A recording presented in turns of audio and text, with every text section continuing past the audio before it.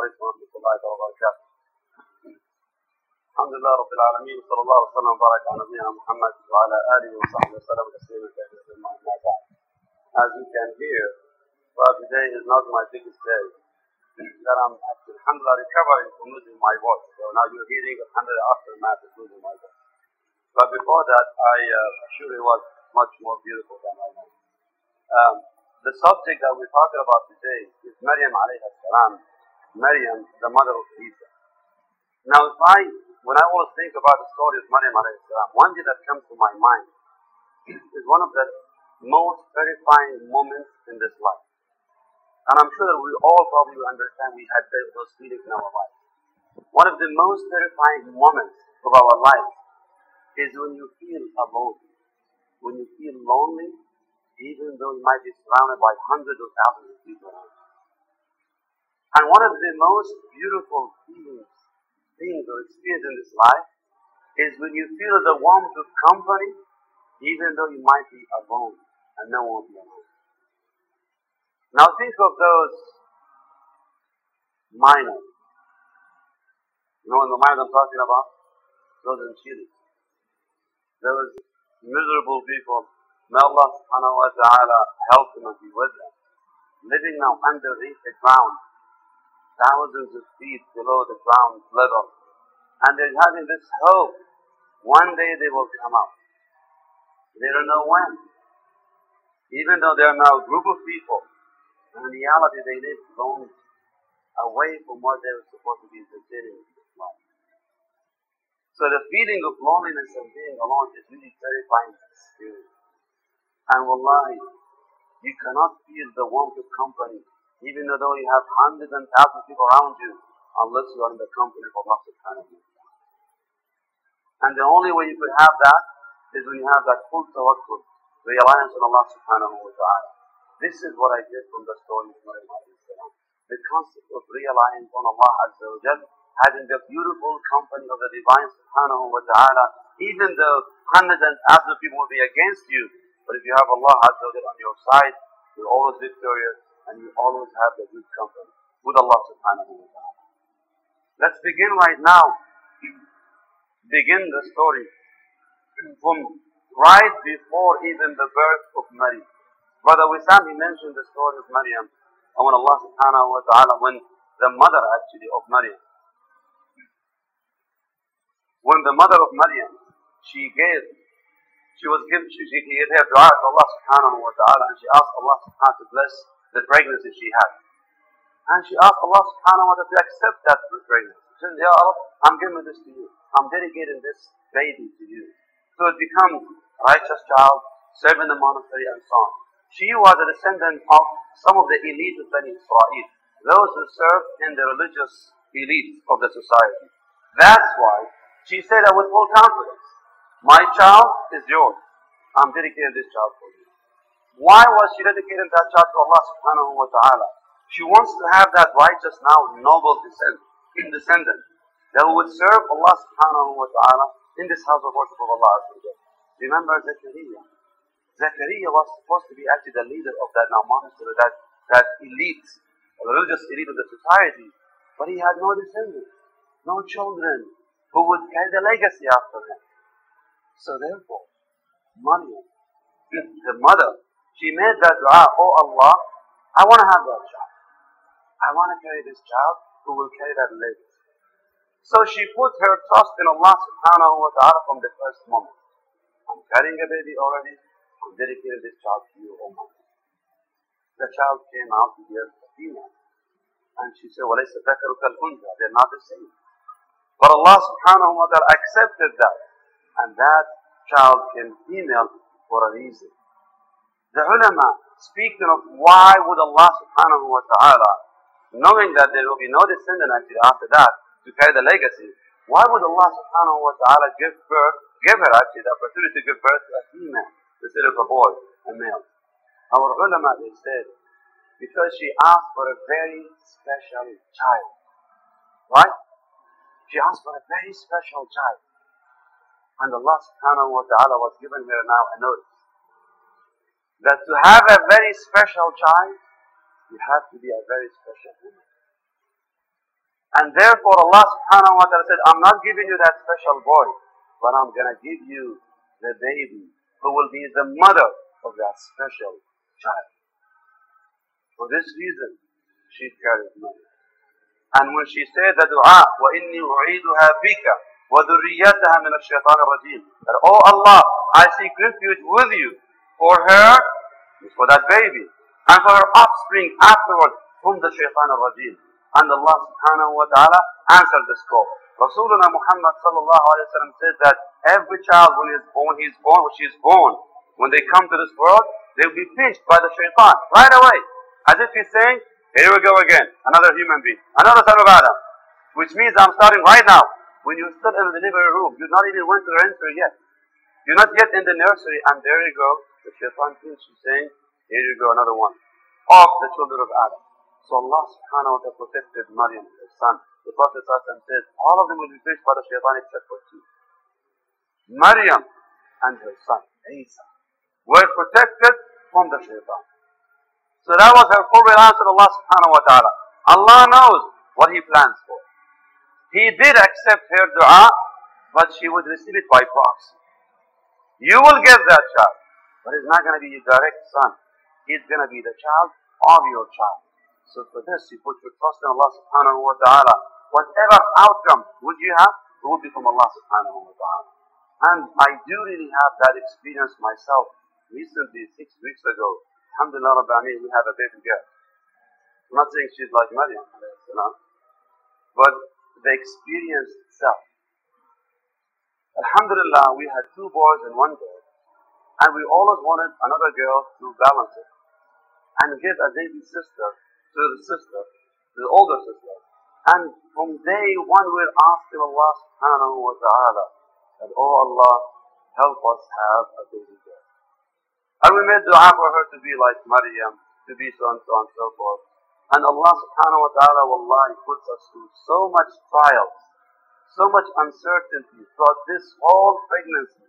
To the last minute, even in the delivery room, we're completely unsure, uncertain of the results because of what they have been telling us throughout the entire pregnancy. We've gone through a lot of trials.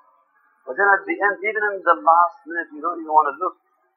But once you get a sweet and beautiful eye, and you look and you say, Alhamdulillah. And I'm sure that's what the mother of Maryam, she said when she saw that. She said, a female. Which means, but still you know better. You know better because I made a dua and I'm sure you accepted that from me. So this is the first thing. When it comes to the tawakkul means to submit to the will of Allah subhanahu wa ta'ala. The ulama, they give so many different definitions of the meaning of tawakkul. Many of them, they say tawakkul means to put your trust in Allah subhanahu wa ta'ala, regardless of the outcome. Once you put your trust in Allah azza wa jal, means you have a full tawakkul on Allah subhanahu wa ta'ala. Others, they say that tawakkul is that you completely become desperate, which means you lose hope with people or from people. When you lose hope from people, means you will have no other hope except with whom? Allah subhanahu wa ta'ala. Now you have that complete trust in Allah subhanahu wa ta'ala. Allah azza wa jal will take care of it. This cannot be said by tongue. You cannot do that through your actions. You cannot make this mental exercise. No, this is amal al-qalb. This is something you can really feel it and confirm your heart on. So that's the meaning of tawakkul. You have it in your heart. You might say, tawakkaltu ala Allah, I put my reliance on Allah subhanahu wa ta'ala. But then, your actions will speak the opposite. So it's the heart that really shows that you have that tawakkul on Allah subhanahu wa ta'ala or otherwise. And I want to take you inshallah about the journey of Maryam. The journey of Maryam. And the concept of tawakkul and the episode of tawakkul in her lifetime. Starting as we said with her mother. Her mother did everything but Allah subhanahu wa ta'ala is the one who takes care of the results. Then, Maryam, she was now born. She was born and now she's living that beautiful life in the monastery or in the house of worship of Allah subhanahu wa ta'ala.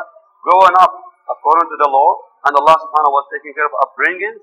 Zachariah, who was hoping to have the descendant, of his offspring, who will carry the legacy after him, would go and check on her. He would check on her. One day he comes in there and he sees these fruits. Fruits of the winter are seen in the summer. the fruit of the summer in the other season. So it's subhanAllah, it's so strange. Although Zakaria himself, the Jama'ah, he was a prophet, and we all know that. We all know that he was a prophet and a messenger of Allah, but still, after seeing that over and over again, he would tell Maryam, Ya Maryam, Anna laki hada. How come you get all this? Because I know it's coming from Allah subhanahu wa ta'ala. But what is it? What is it that makes you get all of this from Allah subhanahu wa ta'ala? I have nothing to do with it, because it's all come from Allah. I put my trust and reliance on Allah Azza wa Jal, and Allah will take care of it. And then she said that Allah subhanahu wa ta'ala yarzuqu man yasha'u bighayri hisab. When Allah subhanahu wa ta'ala gives rizq and provision, He gives with no measure. Whomever He wishes subhanahu wa ta'ala. Because of this, her tawakkul, her reliance, inspired Zakaria.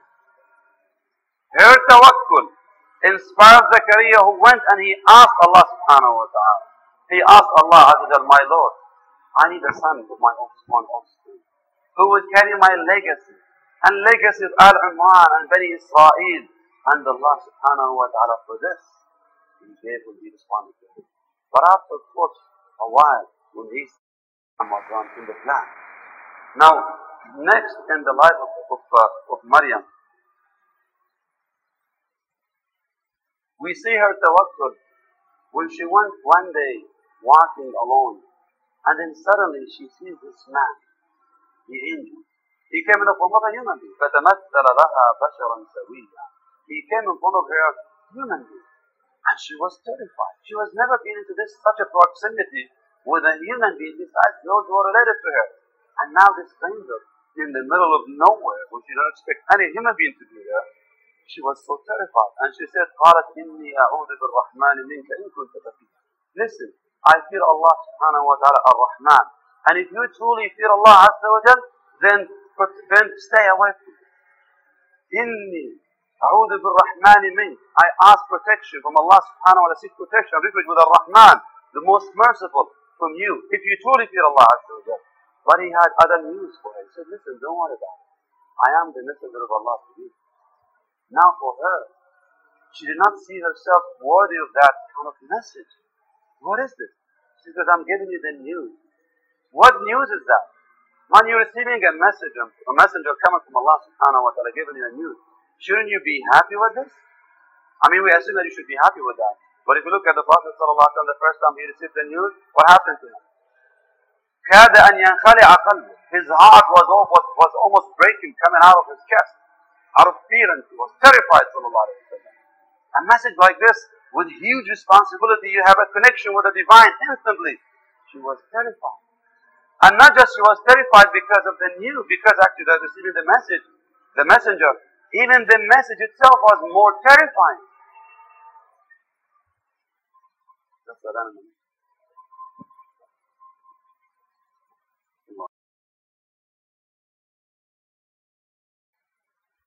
Inshallah, in the last few minutes, I know Shaykh Abdul Nasir has also talked with it after my speech here. I'm going to go through that concept of work in her story real quick, inshallah.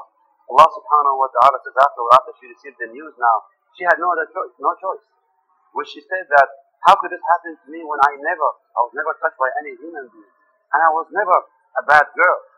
Then she said, Allah subhanahu wa ta'ala said that this is coming, of course, through the angel, that this is ordained by Allah Azza wa Jal. وَكَانَ أَمْرًا مَقْضِيًّا. It's been ordained by Allah Azza wa Jal, it's planned by Allah subhanahu wa ta'ala, which means, whether you like it or not, it's going to happen by the will of Allah Azza wa Jal. So she had nothing but to submit and have tawakkul on Allah Azza wa Jal. Then next, she moves on. She now carries the baby. And then suddenly she feels the pain. It is time. So she ran away from the people, going somewhere away from their eyes. And now for women, they know that more than anybody else. During this difficult time in the last few weeks, the last few months, women are getting actually very, very tired, exhausted, emotionally, even drained out completely. They need every possible emotional support. And now you're asking her to be alone? This woman, pregnant woman, about to deliver, and you want her to be on her own.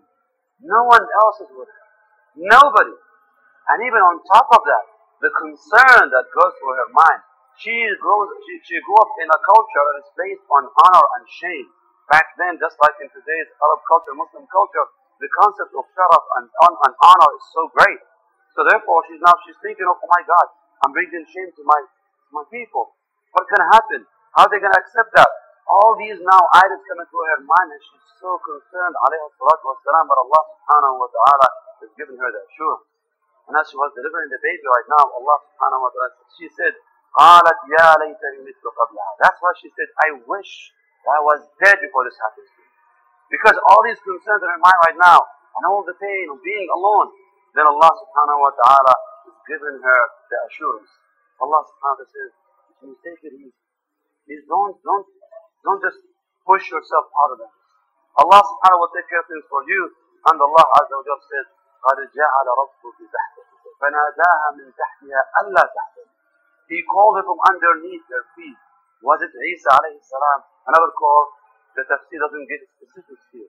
But she received the news instantly. Put your trust in Allah. Rely on Allah. Don't worry about it. قَدْ جَعَلَ رَبُّكِ تَحْتَكِ سَرِيًّا. Allah is running the water underneath your feet. You don't have anything to go. The water is going to come to you under your feet. It would wash the dirt away from you, wash everything away from you, and you will feel refreshed by the water. وَهُزِّي إِلَيْكِ بِجِذْعِ النَّخْلِ. We know they just gave birth to this child. We know how exhausted and tired you are, but Allah is teaching her a lesson. You put your trust in Allah Azza wa Jalla, but you just need to do your part. And your part here is to shake the palm tree. I don't know how many palm trees you've seen in your life, but I've lived in an area where they have a lot of palm trees. I'm talking about serious palm trees that go higher than this roof and the ceiling will lie. And if you try to shake it to get some fruit or some dates from it, you'll be joking. Actually, you can never get food like this from the palm tree. You have to do serious work. And here's Allah subhanahu wa ta'ala teaching her a lesson. Listen, all these things that happens to you, because Allah subhanahu wa ta'ala wants them to happen. So put your trust in Allah and tawakkal ala Allah, have your reliance on Allah. Just shake that tree, then will drop down rutaban jamiyya. Not just dates, it's the fresh date. Rutab, the sweet, juicy, fresh date. What you guys eat over here, guys, is called tamar in the Arabic language. The rutab is the earlier stage of the date when it's juicy. So sweet and so soft, it doesn't last long. If you leave it outside the fridge for a few days, it will actually go contaminated and get spoiled. So you have to eat it fresh. So Allah has given us something fresh. Telling her, look at it. You didn't have to work so much for it. You just do your part. I will take care of this for you. Next, then now she's carrying the baby. And she's moving. She's now concerned. She's terrified.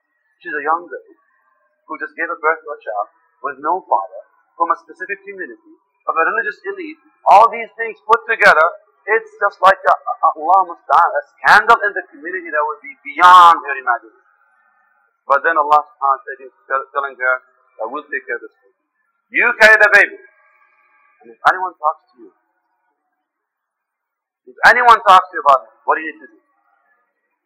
Just point to him. Point to the baby. فَأَشَارَتْ إِلَيْهِ. When she came with that baby and they told her, مَا هَذَا? What is this? Oh, Maryam. And he's talking about all her now bringing all the honor that she's about now to disgrace and to bring shame to and so on. What is this you're doing? فَأَشَارَتْ إِلَيْهِ قَالُوا كَيْفَ نُكَلِّمُ مَنْ كَانَ فِي الْمَهْدِ صَبِيًّا. How can we talk to a child who's still in the crib? What is it? How can we talk to this child? Allah subhanahu wa ta'ala is now teaching them a lesson. A truthful woman brings the truth by the will of Allah Azza wa Jalla. And Allah told her not to talk, and we do the talking for you. And who spoke? This young girl. And the first that he said, قَالَ إِنِّي عَبْدُ اللَّهِ. I am the slave of Allah. The very first thing that they unfortunately say against it in this world. It's the very first thing that denies basically or rejects all they claims about him. He's saying, I am the servant of Allah before anything else. Now, Maryam, she took all the asbab, and this is my point to try to conclude with that. Although Allah subhanahu wa ta'ala asks of us to put our trust and reliance on Him, but He wants us also to take the asbab, the means to achieve it. So whether it's a matter of success, you need to take and achieve all the means of success. If it's a matter of memorizing the Quran, you need to take the means to memorize the Quran. If it's a matter of having a righteous child, you need to take the means to bring up a righteous child. If it's a matter of you becoming one of those who dedicated to Qiyam al-Layl and Salat al-Fajr, or the hijab and so on, you need to take the means of doing that, and then you put your life in Allah subhanahu wa ta'ala. The Messenger of Allah sallallahu alayhi wa sallam one time was asked, going to Anas radiallahu anhu, by a man who came into the masjid. As he was in the parking lot outside the masjid, he brought his camel and he said, Ya Rasulullah, أعقلها وتوكل أو أتوكل على Allah. What do you want me to do? Shall I just put my trust in Allah subhanahu wa ta'ala and leave it? Or should I first tie it up and then put my reliance in Allah again? The Prophet said, no. أعقلها وتوكل. You first tie it up and then put your trust in Allah subhanahu wa ta'ala. So even though you're required to have your trust in Allah subhanahu wa ta'ala, but that doesn't come without you doing your part. And your part is to take all the halal means to go there and then ask Allah subhanahu wa ta'ala to bring the best results. And whatever happens, remember, there is always best for you, inshallah. Alhamdulillah Rabbil Alameen.